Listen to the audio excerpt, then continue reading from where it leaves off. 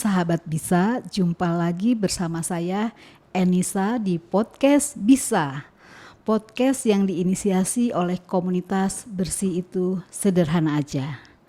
Kali ini kita akan berbincang dengan sosok yang sangat inspiratif. Seorang pemimpin desa yang berhasil membawa wilayahnya meraih berbagai penghargaan di tingkat nasional. Namun bukan itu saja. Saat ini beliau tengah melakukan sebuah terobosan besar, mengajak seluruh warganya untuk berperang melawan sampah. Sebuah target yang tidak sederhana. Bagaimanapun sampah di desanya harus ditangani dari rumah. Sehingga hanya residu yang akan dikirim ke TPA. Lalu bagaimana strategi dan tantangan di balik gerakan ini? Langsung saja kita sapa Perbekel Desa Kutuh, Kecamatan Kuta Selatan, Kabupaten Badung, Bapak Wayan Mudana. Selamat datang di podcast Bisa, Pak Mudana. Baik, selamat siang juga ini kepada Ibu ya. Terima kasih ini sudah diundang untuk ya diskusi atau mungkin sharing ya Bu ya. Betul Bapak. Di siang hari ini. Sebenarnya jujur ya jam-jam rawan ini sebenarnya. Begitu tapi ya, kita Pak, berusaha untuk tidak rawan gitu. Ya, tetap semangat apalagi ini masalah sampah ya, gitu. dan sampah itu juga rawan ya Pak betul. Oke Bapak, jadi sebelum kita masuk ke hal-hal utama, Bapak mengajak warga Bapak untuk berperang melawan sampah. Saya harus ucapkan selamat dulu kepada Bapak karena prestasi Desa Kutuh. Desa Kutuh menjadi peringkat 2 Jaga Desa Award 2026. Baik. Mungkin Bapak bisa share sedikit tentang itu, apa makna capaian prestasi tersebut bagi Bapak dan bagi masyarakat Desa Kutuh. Iya, baik. Ini ternyata informasi ini sudah bisa diketahui secara terupdate ya oleh warga, kemudian juga komunitas Bisa. Nah, terkait dengan capaian Jaga Desa Award ini, jadi terima kasih atas ucapannya. Tentu ini adalah sebuah prestasi yang sangat membanggakan dan rasa syukur ya, kita sampaikan dari pemerintahan dinas. Tahun ini kita mendapatkan reward ya, Jaga Desa Award, di mana ini sebuah kolaborasi ataupun sebuah implementasi yang mana sebelumnya di tahun 2022 kita sudah dinobatkan sebagai desa percontohan anti korupsi seluruh Indonesia. Wow. Ini 10 desa percontohan anti korupsi seluruh Indonesia. Jadi saat ini kita mendapatkan reward. Ini tentu bagian dari sebuah proses yang cukup panjang. Jadi kami bersyukur, apalagi di tahun 2024 kemarin itu juga kita mendapatkan dari Komisi Informasi, kita mendapatkan juara 1 di tingkat nasional dari Komisi Informasi terkait dengan keterbukaan informasi. Wow. Jadi sekarang dengan adanya prestasi Jaga Desa Award ini, tentu ini sebuah capaian yang menurut kami ini sangat luar biasa, yang mana makna dari semua itu tentu bagaimana pengakuan dari pemerintah dalam hal ini terkhusus adalah dari kejaksaan, tentu tidak hanya dilihat dalam konteks teoritis, tetapi bagaimana implementasi daripada apa maksud dan tujuan dari Jaga Desa. Nah, perlu saya sampaikan bahwasanya Jaga Desa ini adalah sebuah program aplikasi yang bisa yang diwajibkan sebenarnya ke desa-desa terkait dengan tata kelola keuangan. Yang mana di situ karena ada beberapa kategori yang kita ikuti dan satu kita masuk, yaitu tertib pengelolaan keuangan desa. Ya, ini menurut kami ini sekali lagi sebuah capaian yang sangat luar biasa. Bagaimana dari aplikasi dari program kejaksaan ini sudah mampu memberikan pengakuan bahwasanya Desa Kutuh ini sudah tertib dalam pengelolaan keuangan desa, baik itu dalam perencanaan, baik itu dalam pelaksanaan, kemudian pengawasan, dan yang terpenting adalah pertanggungjawabannya. Luar biasa. Nah, ini yang sebuah rangkaian yang tidak bisa kita pisahkan. Kita tidak cukup hanya dalam perencanaan, tetapi bagaimana ketika itu dalam perencanaan itu sudah kita tuangkan ya, sudah kita tuangkan, kemudian kita juga sudah dalam RKP itu, tentu ini wajib hukumnya bagi kita untuk dalam pelaksanaan. Setelah ada pelaksanaan, bagaimana pengawasannya? Dengan melibatkan stakeholder, melibatkan Pak BPD. Dan terakhir adalah bagaimana pertanggungjawaban ini yang bisa secara terbuka dan akuntabel. Nah, inilah transparan dan akuntabel. Menarik itu sekali prinsip ya. Prinsip yang kita luar biasa, dan tentu pasti memiliki challenging ya, memiliki tantangan yang luar biasa. Oh ya, betul. Ketika itu harus diimplementasikan, bagaimana alokasi anggaran serta pertanggungjawabannya. Nah, dalam isu sampah, bagaimana Bapak mengalokasikan dana dan implementasinya seperti apa? Lalu pertanggungjawabannya bagaimana? Iya, baik. Nah, ini menarik nih pertanyaan ini, Ibu nih. Ketika kita berbicara sampah, kita tidak hanya bisa sekali, 2 kali berbicara kan gitu. Lebih-lebih ini sebuah keharusan, kewajiban bagi desa, bagaimana sampah itu harus bisa selesaikan di tempat. Dan Desa Kutuh berkomitmen untuk itu. Ya, sebenarnya sudah cukup lama. Apalagi dalam konteks penganggaran ini, tentu kami juga merasa berterima kasih kepada Kabupaten Badung, dalam hal ini Bapak Bupati, Wakil Bupati yang sangat luar biasa beserta OPD-OPD yang terkait, kolaborasi untuk kita selalu bersama-sama memecahkan masalah sampah ini. Kita anggarkan itu, kita tidak main-main untuk anggar, karena Desa Kutuh ini kan desa yang merupakan tujuan wisata. Ya, salah satu problem yang sosial yang harus kita selesaikan yaitu masalah sampah. Ya, ini kita sangat konsen untuk itu. Bagaimana sampah ini, dan Desa Kutuh Astungkare di tahun 2025 awal itu sudah tidak lagi mengotori desa lain. Artinya? Sampahku adalah tanggung jawabku, ya, sampahmu, izin Bu, sampah Ibu adalah tanggung jawab Ibu. Artinya apa? Kami memproduksi sampah beserta warga dan para stakeholder yang lain. Tentu kami berkomitmen untuk menyelesaikan itu tanpa kami harus membuang ke TPA. Begitu. Iya. Sudah sejak kapan desa ini tidak membuang ke TPA? Iya, sebenarnya kita di tahun 2021 semenjak saya dilantik sebagai perbekal Desa Kutuh, di situ sudah ada upaya ataupun sebuah tindakan-tindakan nyata didukung oleh anggaran dari APBDes kita. Bagaimana sampah ini, ayo kita sama-sama, tentu dengan menggandeng daripada BUMDes. Ya, kita memang berbagai upaya telah kita lakukan kerjasama dengan pihak ketiga, tapi ternyata itu tidak bisa menyelesaikan masalah. Ya, itu kita sampai ke TPA, betul, kita sampai ke TPA untuk membuang itu. Tetapi dengan gencarnya pemerintah dan kita semua, ini sampah ini harus betul-betul menjadi tanggung jawab kita. Makanya dari situ ya ada beberapa langkah yang telah kami lakukan sebelum di tahun 2025 ya. Itu bagaimana kami melakukan studi tiru, studi banding ke Jawa Barat, kemudian termasuk juga ada rekan-rekan kami yang di desa sebelah juga kami ada Tanjung Benua ya yang lumayan juga bagus dalam pemecahan masalah sampah itu ya, kami kolaborasikan ya. Yang mana yang memungkinkan dapat kami terapkan di Desa Kutuh, yang itu kami lakukan. Akhirnya ada TPST. Akhirnya di tahun 2024 setelah kami studi tiru ke Bandung, kami sepakat dengan Pak BPD. Betul, waktu itu kami mendampingi, saya sendiri mendampingi Pak BPD. Ayo Pak BPD, ya ini karena betulan waktu itu saya lihat alat insenerator itu dari segi ramah lingkungan cukup kita bisa andalkan. Ya, dari situ kami buat buat TPS Tebokau ya. Tebokau itu tahun 2024. 2024 di bulan November itu sudah clear. Apa saja yang dikelola di situ? Yang dikelola itu sih banyak. Karena apa? Sesungguhnya masalah sampah Desa Kutuh ini kita sudah berbagai upaya kita lakukan. Salah satunya adalah bagaimana pelanggan atau sumber-sumber sampah itu sudah BUMDes yang melakukan pengangkutan. Cuman waktu sebelum 2024 ini kan belum maksimal.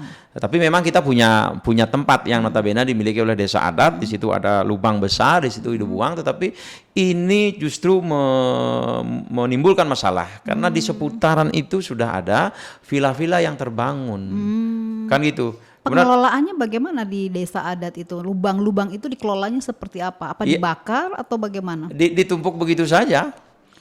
Bisa menghasilkan tidak sama sekali pencemaran udara. Iya, pencemaran udara pasti. Lebih-lebih di musim kemarau itu pernah terbakar. Nah bayangkan kita tidak mau selalu dihantui oleh hal seperti itu. Ini prosesnya juga panjang sehingga kami bertekad di tahun 2024 itu kami membuat namanya TPS Tebokawo, kan itu ya. Akhirnya yang di sana ditutup. Iya, kita tutup. Ditutup permanen. Iya, kita tutup permanen di awal 2025. Pindahlah ke 2024. Nah kemudian apa upaya-upaya kita untuk mendukung suksesnya daripada tempat ini? Ada beberapa upaya. Bagaimana yang terpenting adalah bagaimana masyarakat itu harus mau memilah sampah dari sumbernya, organik, non organik, kemudian juga ada residu-residu yang memang tidak bisa kita manfaatkan. Yang pertama kami berupaya juga, satu adalah yang organik, yang daun-daunan, kemudian sisa-sisa kalau kita orang Bali ini kan sudah canang, bunga dan sebagainya, itu kalau kita cacah lagi itu kita bisa buat kompos. Nah kemudian juga Ibu PKK ini yang terpenting, ini luar biasa ya, di bawah penggerak Ibu Ketua PKK Desa Kutunya sangat luar biasa. Iya, betul. Ya kita semua menyadari semua itu tidak sempurna, tetapi kami sudah melakukan upaya-upaya yaitu melalui program plastik exchange, penukaran sampah-sampah plastik, kemudian ada yang bernilai ekonomis itu bekerja sama dengan plastik exchange. Iya, plastik exchange. Ya, ini semacam bank sampah. Ibu-ibu punya buku tabungan. Nah, jadi ada bank sampah unit PKK desa. Iya, boleh dikatakan seperti itu. Yang kemudian dikirimkan sampah-sampah anorganiknya ke plastik exchange. Iya, betul. Terus organiknya bagaimana, Pak? Organiknya kita kelola di situ ya, sebelum ada alat pembakar ini. Nah itu kita kecacah, kemudian kita jadikan pupuk. Ya, jadikan pupuk. Kemudian juga ada yang saat ini kita juga lakukan adalah insenerator itu. Jujur kami sampaikan insenerator. Ya. Nah insenerator Pak, masalah insenerator ini memang cukup polemik ya Pak. Iya, polemik banget ya. Soalnya Menteri Hanif sebelumnya, sekarang menterinya udah berganti. Ya Pak, Pak Jumhur ya. Iya. Nah sebelumnya kan melarang khusus insenerator yang kecil-kecil ya. Nah di Bandung tuh pernah dilarang. Iya, betul. Nah sementara di tempat Bapak ada insenerator. Ada insenerator. Kalau nggak salah 2 unit ya. 2 unit. Nah itu bagaimana terhadap pelarangan untuk insenerator kecil digunakan di TPS? Iya. Menurut Bapak bagaimana? Iya, menurut saya ini sangat penting. Justru menurut pemahaman saya, justru insenerator inilah yang mampu menyelesaikan semua permasalahan sampah. Kita tidak hanya cukup mengimbau masyarakat untuk memilahnya, karena ketika kita sudah berhasil mengedukasi masyarakat untuk memilah organik dan non-organik, ya, kemudian sisa dari residu ataupun yang overload terhadap volume yang ada itu mau dikemanakan. Ini fakta. Ya, ketika kami sebelum adanya penutupan TPA Suwung, kami itu mengelola sampah itu sekitar 12 lah maksimal, 12 ton per hari. Tetapi saat ini itu berkisaran antara 15 sampai 20 ton. Saat ini. Iya, 20 ton itu ketika ada upacara adat. Ya, kita paham ya kalau di Bali ini. Presentasinya 60% organik, sisanya anorganik dan residu. Ya bahkan sampai kalau musim hujan itu 70%. 70% sampah organik. Sampai organik ya. Nah, dari situ yang tentu kami harus sebuah pilihan, kami harus memilih apakah kami kelola itu sebagai pupuk ataupun plastik exchange kami ya, yang memang bisa bernilai ekonomis ya kita manfaatkan itu nilai, termasuk juga botol-botol itu. Nah, kami coba ternyata di situ masalahnya adalah ada penumpukan. Ya satu-satu jalan kami harus bakar. Insenerator. Tentu insenerator yang kami pakai melalui sebuah kajian menurut pemahaman kami itu cukup ramah lingkungan, walaupun itu memang ya belum sempurna lah, ya belum sempurna. Tetapi pada awalnya memang sampah ini gimana ya, masyarakat juga ini apa ya pro kontra gitu kan. Betul pro kontra. Ya. Pak Bekal, sebenarnya kalau TPA Suwung berjalan maksimal, mungkin untuk residu sampah bisa dikirim ke sana ya, sampah residu, hanya residu saja, karena TPA itu tempat pemrosesan akhir sampah, artinya yang residu. Tetapi kita melihat TPA Suwung memang udah overload dan desa juga memikirkan kalau menambah beban di sana kayaknya kok gimana gitu ya. Saya melihat pemikiran Bapak seperti itu. Nah, akhirnya Bapak mempunyai cara lain dengan insenerator tadi. Akan bertahan berapa lama Pak insenerator ini dipasang di sana atau ada rencana lain? Ya, kita sepanjang sampah ini belum terselesaikan ya, artinya dari pemerintah ya, kebetulan kita sekarang saat ini kan sudah kita dengar bahkan informasi yang akurat. Tentu Bapak Gubernur, Pak Bupati sudah ada MOU ya terkait dengan pengelolaan sampah dengan mesin pisel ya yang ada di Sanggaran itu. Tentu kami berupaya, kami akan maksimalkan. Ya tidak ada batas waktu. Nah kalau ada batas waktu, ya tentu sampah desaku itu mau bawa kemana kan gitu. Nah ini artinya kami berupaya semaksimal mungkin. Kenapa? Tidak semua juga sampah-sampah yang ada desa Kutu itu kita bakar. Tentu yang notabene adalah organiknya yang bisa kita cacah kayak kelapa serabut kelapa ya, batok-batok kelapa muda itu sudah diolah ya. Itu udah dicacah kemudian kita jadikan pupuk, kita berikan ke warga. Ya, termasuk juga kalau ada warga yang mau sampah-sampah organik ya, terutama yang memang bisa dimanfaatkan, bisa ditaruh di kebun sebagainya, itu ya kita berikan. Menarik Pak. Tapi saya melihat ya Pak ya, saya datang ke Kutu ke TPST Tebokau gitu. Saya melihat mungkin ada sesuatu yang masih Bapak kerja keras untuk perang melawan sampah. Diminum Pak silakan. Iya silakan, terima kasih. Perang melawan sampah untuk mengajak seluruh masyarakat Bapak, warga Bapak, yang jumlahnya berapa Pak, warga Bapak? Kalau kita berdasarkan KK itu 1.300 KK. Kemudian jumlah penduduk kita itu 5.200-an. Tetapi yang penduduk non permanen itu justru lumayan nih, 4.500. Nah, segitu banyaknya ya. Ya begitu banyaknya sebenarnya. Nah, itu pasukan yang akan siap melawan sampah yang akan Bapak bawa itu. Oh iya. Artinya perlu ada edukasi. Betul. Sampai akhirnya Bapak menggandeng Ekolub, lalu ada di dalam Ekolub itu sendiri ada komunitas Bisa Bersih Itu Sehat. Bagaimana Bapak sebelumnya menggandeng Plastic Action untuk mengambil sampah anorganik, lalu kemudian edukasi dalam soal peduli sampah, pandangan Bapak apa sehingga Bapak harus bersinergi dengan Ekolub dan komunitas Bisa? Iya, justru kami merasa bersyukur sekali lagi ya. Ternyata ketika kita ada kemauan, kemudian di situ ada tindakan nyata, ya, komitmen bersama, keberanian, ini ternyata banyak orang yang peduli, banyak komunitas-komunitas yang peduli. Salah satunya tadi, ya, baik itu komunitas Bisa, kemudian Ekolubnya itu, ini sangat luar biasa. Justru karena beliau-beliau yang ada di komunitas itu mengetahui Desa Kutu sangat konsen terhadap permasalahan sampah, beliau hadir dan kita diskusi. Ternyata di situ ada titik temu. Inilah sebuah rangkaian kolaborasi yang sangat luar biasa. Ya, kami merasa bangga dan bersyukur hadirnya kedua komunitas ini sehingga ada banyak cara, ada banyak pola yang harus kami lakukan untuk mengedukasi masyarakat, ya. Bisa, ya, ini kan anunya tagline-nya bisa, bersih itu sederhana aja ya.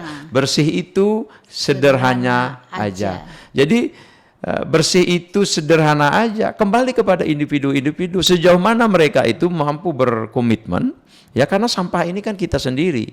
Dan langkah-langkah ini sangat-sangat nyata, baik itu melalui lembaga-lembaga formal seperti sekolah, ya. Ini sudah dilakukan secara masif, kemudian juga masyarakat, kelembagaan desa. Ini saya kira pasti kita dukung. Kita dukung, dan justru bukan dukung, justru kami harapkan ini berkelanjutan. Ya, berkelanjutan. Jadi saya yakin dengan bergeraknya semua stakeholder yang ada ini, Kutuh ini akan mampu, ya. Karena di tahun 2025 yang kemarin kita sudah menyatakan diri sebagai desa yang zero waste. Desa zero Iya, waste. tidak lagi mengotori tempat lain. Ini tuntas di tempat. Tapi ternyata PR-nya masih banyak ya Pak ya? Masih banyak. Artinya paling terutama edukasi kepada masyarakat. Betul, karena itulah yang problem yang sangat besar. Ini kan sampah ini kebiasaan yang buruk, mohon maaf. Ini kita semua ya, kita semua. Artinya dari sekian penduduk atau warga yang ada di Desa Kutuh itu boleh dikatakan hampir mungkin 80% ya, budaya ya yang selalu dimanja, yang selalu hidupnya mohon maaf nih kotor gitu kan, tidak sadar. Ini kan bagaimana merubah mindset. Ya, merubah mindset begitu cepat ini tidak mudah. Bahkan ada yang pesimis, bahkan ada yang membuli dan lain sebagainya. Nah, ini tidak mudah. Makanya di sini ada perlu sebuah cara, sebuah metode bagaimana mengimplementasikan ide, sebuah gagasan dan inovasi-inovasi kepada masyarakat. Astungkare sekarang ini melalui program PSBS ya, dari pemerintah. PSBS singkatannya dari percepatan penyelesaian masalah sampah ya. Ini ini mampu kami mengumpulkan data ya. Ini kan ada masing-masing ini ya, masing-masing desa. Kami Desa Kutuh ini dari hasil survei yang kami lakukan itu, kami bersyukur ternyata 96% itu masyarakat sudah memilah sampahnya. 95%. 96%. Ini real loh. Wah. Cuman kami akui di dalam pemilahan sampah itu tidak semua memiliki sarana prasarana yang representatif. Justru itu masalahnya. Apakah ya? itu dengan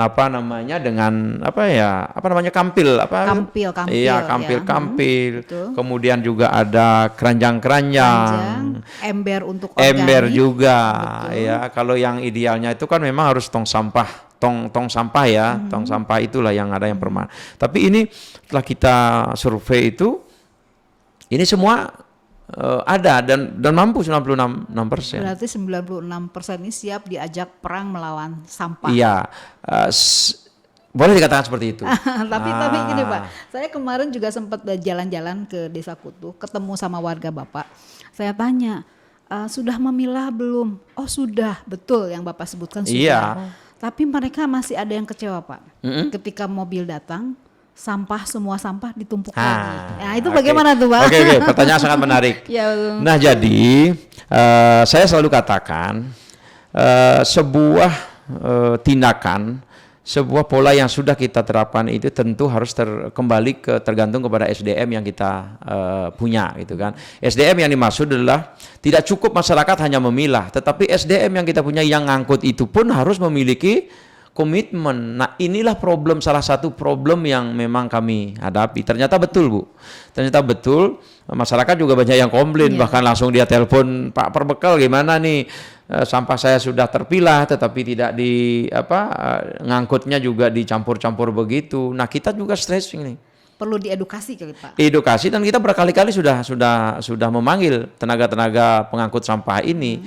Dan ada beberapa opsi yang telah kita tawarkan. Ketika masyarakat tidak memilah sampahnya, tentu kami tidak akan angkut. Nah kemudian ketika masyarakat sudah memilah sampahnya, pengangkutnya tidak bekerja dengan baik sesuai dengan SOP yang kita inginkan, ya tentu pengangkut inilah yang akan kita bebankan, ya. Itu ada sanksinya juga. Apa itu sanksinya? Ya sanksinya satu tentu warning ya, artinya mungkin peringatan.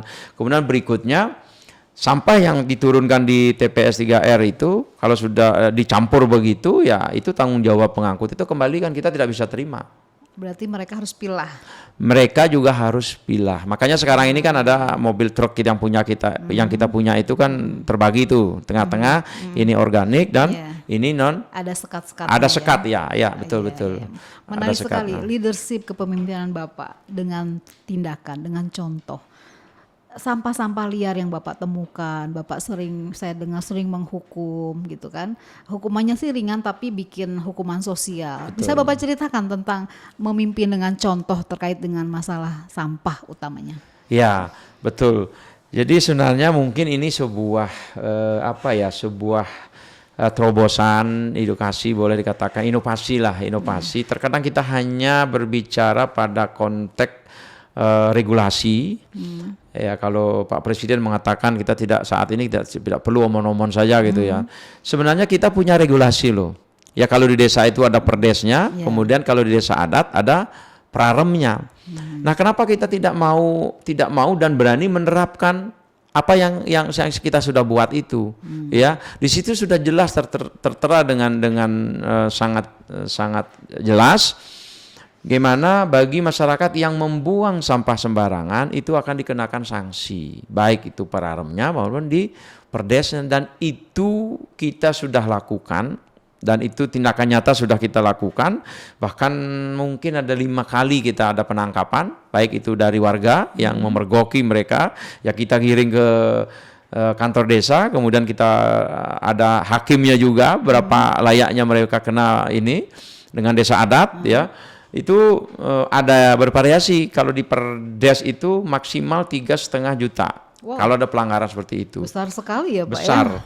Kemudian yang kedua di prarem pun juga ada, ya 100 kilogram beras. Wow. Nah jadi misalnya ada kemarin ini sebuah sudah ada yang dihukum seperti itu? Iya, kemarin dia mau parkir, pas ada di Jalan Alasarum itu mereka parkir, ya paslah saya lewat di situ dia sebutir botol minuman mineral lah ya, itu mineral, jadi saya langsung, mohon maaf Bapak sudah melanggar, ya kita giring, dia mohon maaf dan kemudian tetap denda itu tetap. Oh, dendanya tetap diberlakukan. Tetap diberlakukan. Itu kebetulan warga lain kan, warga lain, dan kemudian ya karena saat itu saya yang menangkap, karena ini kalau di perdes itu siapa yang menangkap, dari hasil sanksi itu dikembalikan ke bagi yang bukan ke yang melapor, yang menemukan oknum itu. Jadi Bapak kebagian. Kebagian waktu itu saya kenakan 500.000. Oh iya. Tetapi saya kembalikan lagi sama karena ke teman-teman inilah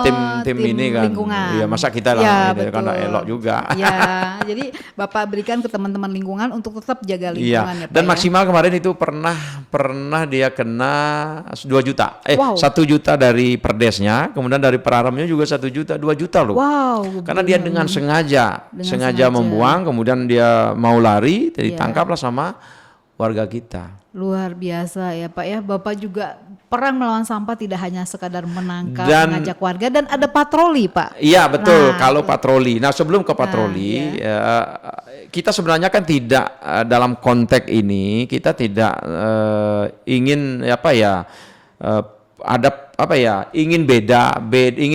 ingin hanya sebatas tenar gitu kan, enggak seperti itu, untuk gagah-gagahan biar kelihatan ini tegas, enggak seperti itu. Ada hukuman sosialnya juga? Iya, hukuman sosialnya, dan impactnya sampai saat ini kami sudah tidak lagi menemukan orang-orang oknum yang membuang sampah, tetapi kami juga tidak tutup mata. Ada juga banyak, ya itu pintar-pintarnya, namanya maling kan, lebih pintar ya kan gitu, di mana kesempatan yang ada. Ya gitu kan. Kemudian terkait dengan patroli. Nah, ini sangat kita juga, inilah kami bersyukur kolaborasi dengan desa adat ya. Sebenarnya TPS 3R itu kan juga milik asetnya desa adat ya. Desa adat yang memiliki lahannya, kemudian kami dari APBDes yang ada, kami buat tempat itu sebagai TPS 3R Tebokau.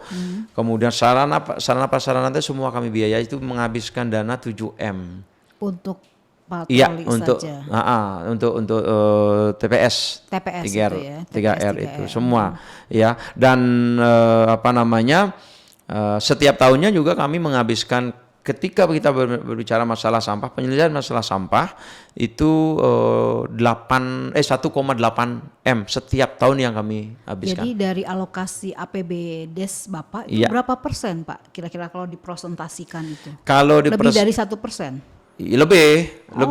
Iya, sekarang ya kami mengelola sekitar 20-an lebih ya.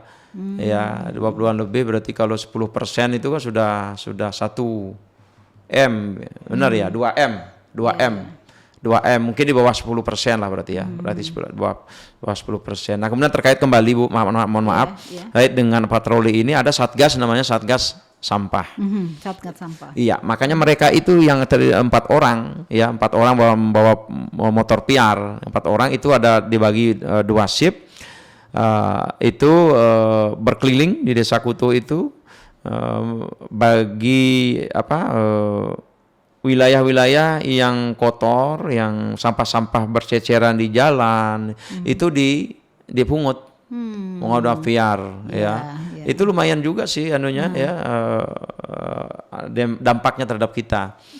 Bisa Ibu saksikan di jalan-jalan itu. Lihat itu. Langsung ambil sampah. Ambil di sampah, jalan, kemudian dari hasil itu pungutan pengangkutan itu dibawa ke TPS. Ya. Di situ kita proses kembali. Luar biasa. Jadi bersih. Betul. Mungkin ya, mohon maaf kalau boleh kami sampaikan juga pada kesempatan ini, satu untuk denda atau sanksi ya yang tadi itu Desa Kutu yang pertama. Kemudian diikutilah. Berarti sebenarnya kan impactnya ini cukup luas. Kami bisa memberikan contoh lah kan. Nah, dicontoh ke desa-desa yang lain. Yang berikutnya adalah yang kedua adalah bagaimana Satgas Sampah Desa Kutu ini selalu berkeliling. Betul. Shift pagi sampai siang, dari siang sampai Satgas sore. juga bisa menangkap pelaku pembuang sampah. Iya kemarin kan Bisa? begitu. Mereka juga semua masyarakat tidak terkecuali mereka punya hak punya kewajiban untuk menangkap mereka, dan nanti juga bisa dinikmati juga hasil tangkapan sanksi. Iya, jadi hati-hati buat warga atau buat teman-teman di luar Bali yang datang ke Desa Kutu, desa wisata. Di sana ada Pantai Pandawa, ada banyak hal yang bisa dinikmati di Desa Kutu.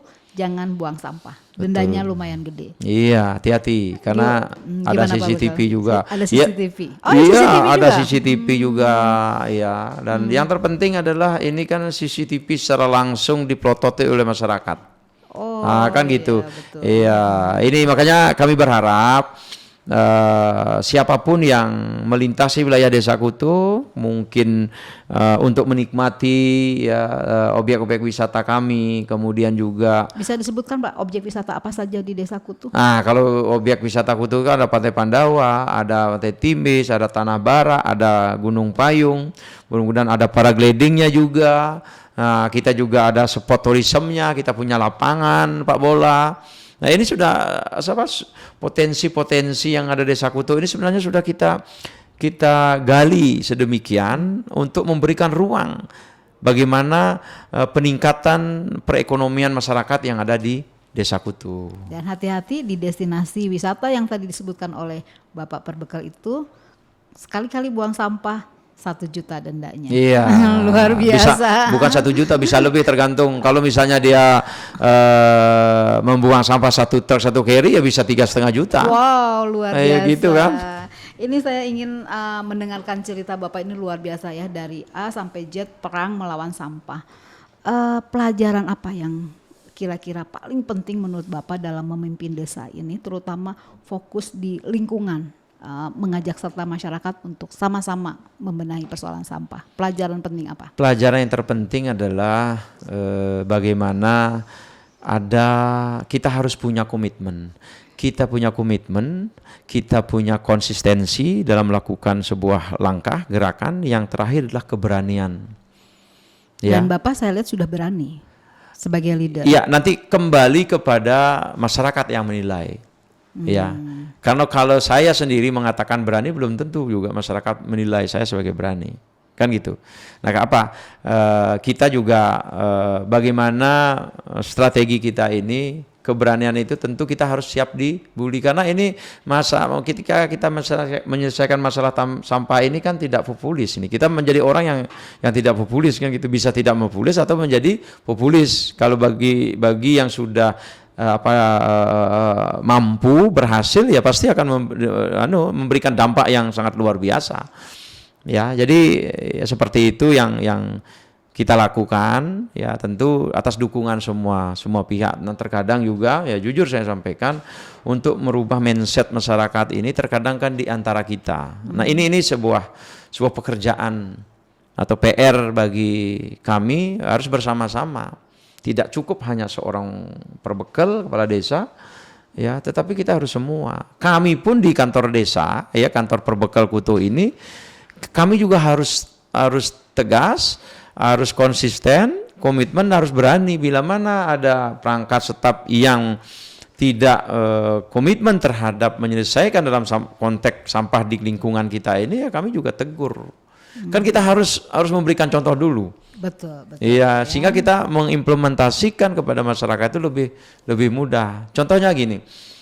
Oh, itu di kantor desa kok kotor, sampah juga belum dipilah sembarangan dan sebagainya. Dia saja yang di kantor tidak bisa memilah, kita disuruh memilah di rumah, bagaimana bisa sukses kan gitu. Tapi saya beberapa kali datang ke kantor desa, Pak. Luar biasa, desanya bersih, ada tebanya, ada minum dedari tuh, air ya, itu ada toyo dedari. Terus kemudian ada minyak jelantah dari warga.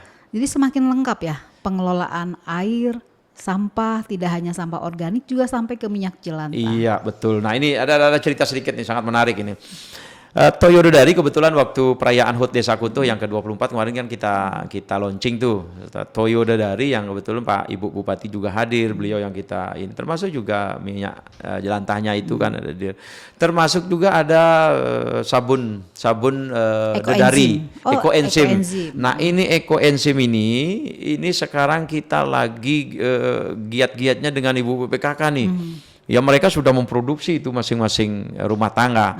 Itu kan dari sampah-sampah buah-buahan. Betul. Ya, ini ternyata memiliki faedah yang sangat luar biasa loh. Betul. Sebagai obat ya, untuk diri kita sendiri. Karena saya sendiri memakai sabun, ada beberapa sabun itu. Sabun untuk badan ya, sabun mandi lah gitu kan, badan. Kemudian juga ada minyaknya.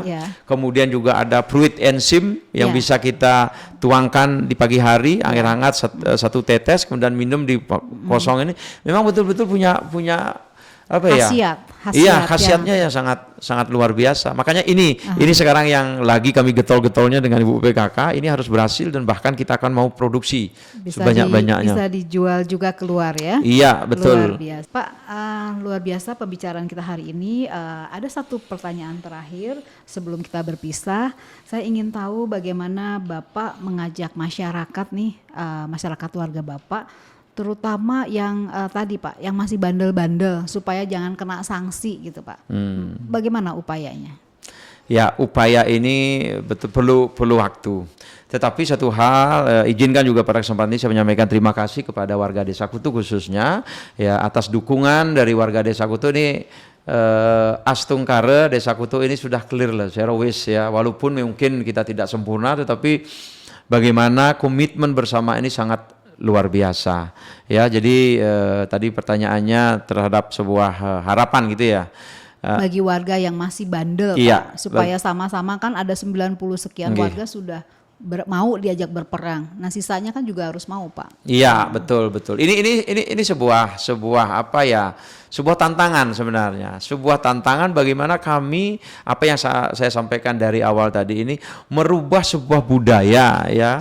Sebuah budaya yang tidak biasa hidup bersih, hidup asri, ya terlayani, mohon maaf nih manja gitu kan, karena sudah kadung diangkut tanpa dia memilah gitu. Ini perlu waktu Tetapi ya tentu kami lakukan langkah-langkah yang konkret. Bagaimana setiap kami ada waktu, bukan hanya sebatas formal saja, non formal pun ada. Kalau di Bali itu kita mengenal ada gotong royong, ada bebanjaran, ya.